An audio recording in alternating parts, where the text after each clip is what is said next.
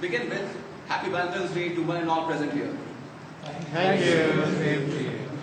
Bangalore Toastmasters Club is a relatively new platform, a new family for me. I came here hardly knowing anyone and with the belief that nobody would have known of my past perfections or imperfections. I came here with the belief I can start anew, just like a clean slate. But alas, I didn't knew that my first speech itself would be introducing myself and giving everyone an introduction of my past, my present, and my future aspirations. Mr. Toastmaster of the day, fellow Toastmasters and distinguished guests, good evening. Good evening. I'm a native of Wayanad in Kerala, but I was born and brought up in Bikaner district in Rajasthan. My dad is a retired military personnel and my mom is a nurse. I have two siblings, a brother and a sister. My sister is paramedic by profession, now married and blessed with 1.5-year-old son. My brother is training to be a professional photographer. As a kid, I used to be very shy and reserved type, without any gaiety. And the biggest fear of my life was girls. If I could go meet anyone or talk to them, I would literally shiver in fright. And the matters didn't improve much because I studied in all-boys convent school till my 10th. Soon after my 10th, my parents thankfully decided to move me into a new academic environment of Kendra Vidyalaya. And what a change it was.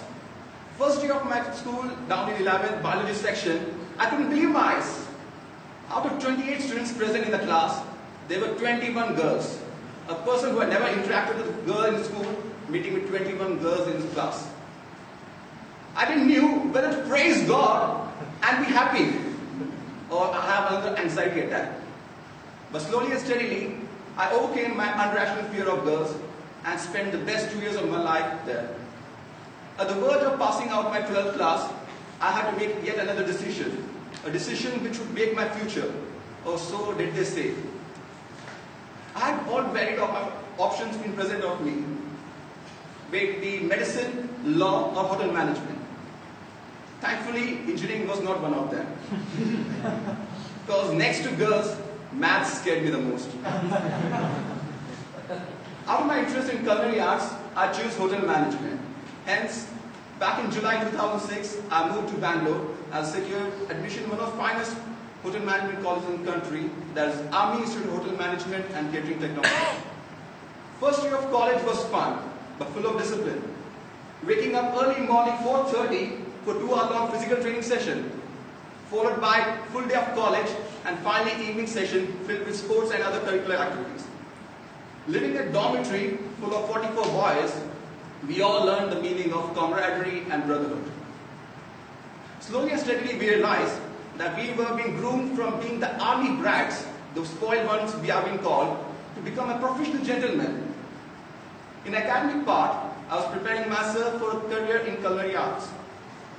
I was lucky enough to train under a large group of hotels. Hence, in the 4th year of my college, I was able to win the best chef competition organized by the Royal Orchid Group of Hotels. Eventually, I got placed with the Royal Orchid Group of Hotels as a kitchen executive trainee.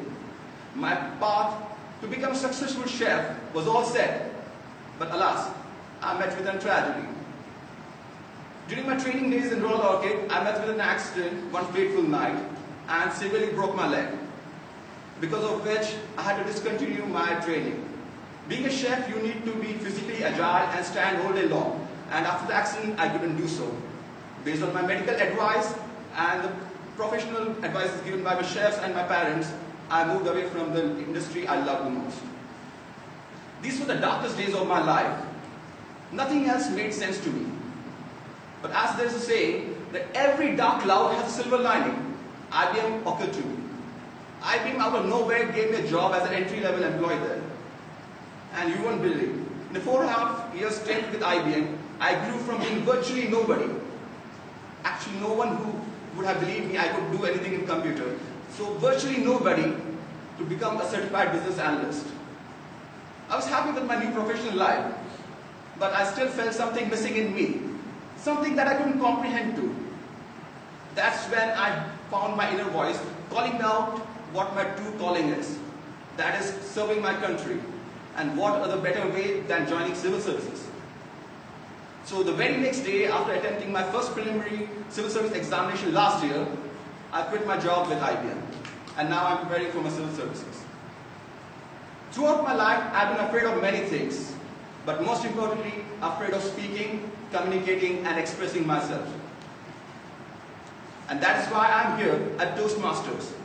To improve myself, to get rid of my fear of speaking and expressing myself, to become a better leader, so that when my glory days come to walk down in the power corridor, I would be ready. I would be ready without fear to lead and help my fellow countrymen progress. I know it's not an easy path that I embark on, but with my will and my courage, and most importantly, with all of your cooperation and support, I know I will reach my destination. And ladies and gentlemen, please don't forget, fortune does favor the bold. Over to you, Mr. Toastmaster.